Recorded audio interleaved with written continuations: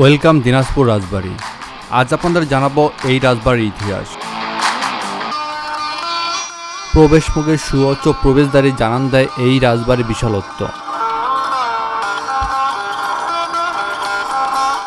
এই প্রবেশদ্বারই এই রাজবাড়ির প্রধান প্রবেশদ্বার হিসেবে ব্যবহার করা হতো। তো চলুন আমরা এই বাড়ির ভিতরে প্রবেশ করি এবং এর ইতিহাস সম্পর্কে আপনাদেরকে জানাই।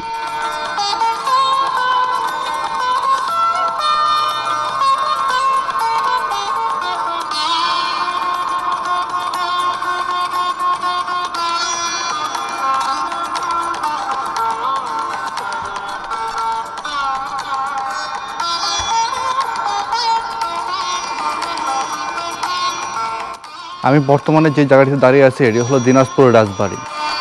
এই রাজবাড়িটি নির্মাণ করেন এখানকার রাজা দিনরাজ ঘোষ।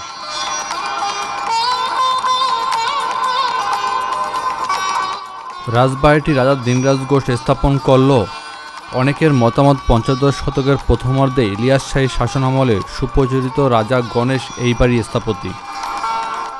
রাজা দিনরাজ ঘোষের গোরেশ্বর গণেশ নারায়ণের অন্যতম কর্মচারী ছিলেন।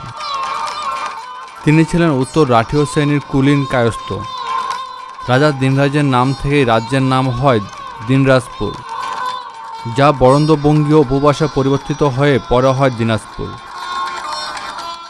গৌড় সংলগ্ন সনাতনী রাজা দিনাজপুর পাঠান মুঘল ও নবাবদের বহু যুদ্ধে পরাস্ত করে চিরকাল এসেছেন।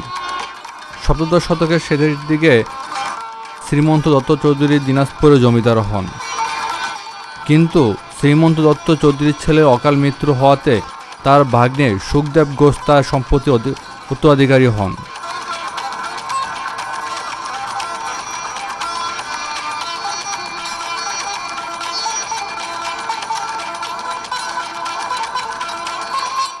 এই রাজবাড়িটির এখনও কিছু ধ্বংসাবশেষ রয়ে গেছে, যদিও অনেক জায়গাতে এখনও ধ্বংস হয়ে যাওয়ার পরও কিছু কিছু জিনিস ভালো আছে, আর বাকি অর্ধেকই ধ্বংস হয়ে পড়ে গেছে।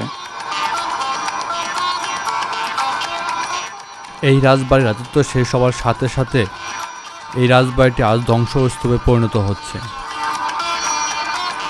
এগুলো অযত্ন আর অবহেলায় এগুলো যেন প্রায় শেষ হওয়ার পথে। সামনে তাকালে দেখতে পারবেন যে এখানে কি অবস্থা, ভেঙে চুরে প্রায় শেষের দিকে অবস্থায় আছে।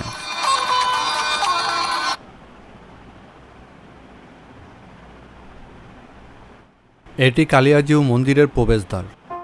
কি সুবিশাল ঘের তৈরি করা হয়েছে এই মন্দিরের জন্য। তো চলুন আমরা ভিতরে প্রবেশ করে দেখি এই মন্দিরের সৌন্দর্য।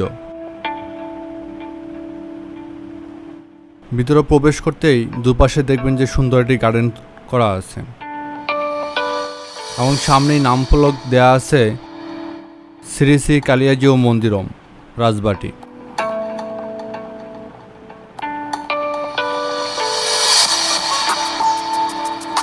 নিপুণ কাঠামোতে একটি সুন্দর মূর্তি তৈরি করে রাখা হয়েছে এখানে।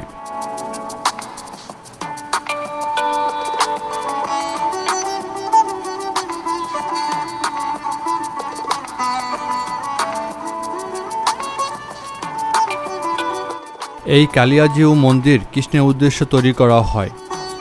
দিনাজপুর রাজবাড়িতে দুর্গা মন্দিরের উত্তর দিকে ঠাকুরবাড়ি মহলে কালিয়াজিউ মন্দির অবস্থিত। এই মন্দিরটি 1700 শতকে নির্মিত।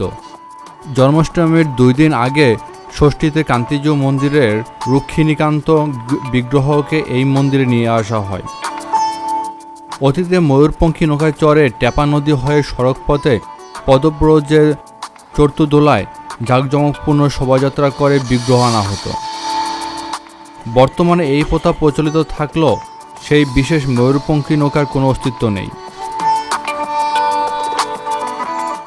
দুর্গাপূজার সময় ভক্ত হৃদয় রাজবাড়িতেই কান্তিজিউ বিগ্রহ দর্শন করতে পারে।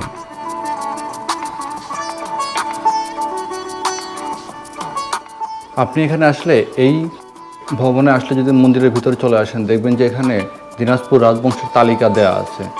ব্রহ্মচারী কাশীনাথ ঠাকুর থেকে পুত্র কুমার জলদীনাথ রায় পর্যন্ত যারা ছিল সবার এখানে তালিকা দেয়া আছে।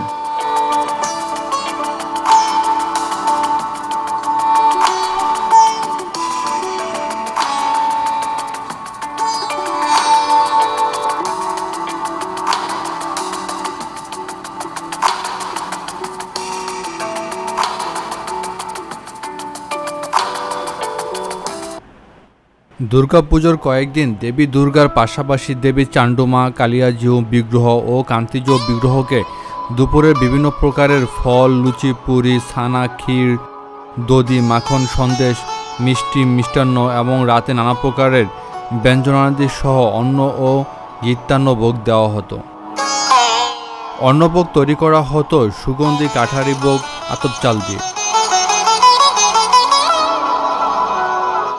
এরপর এইসব ভোগ পরিবেশিত হতো কাঁসার থালা বাটিতে,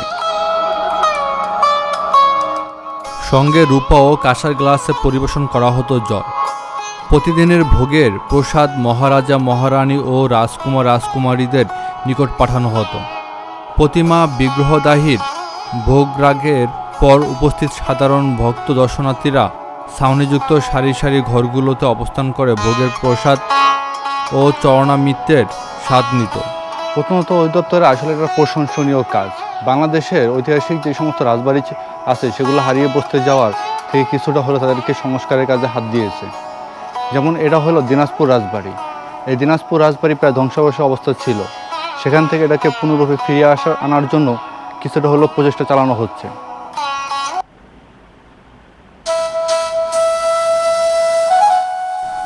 1951 সালে জমিদার প্রথা বিলুপ্তির পর এবং দেশভাগের সময় মহারাজা গিরিজানাথ রায় বাহাদুর ভারতে চলে যাওয়ার পর রাজবাড়িটি পরিত্যক্ত হয়।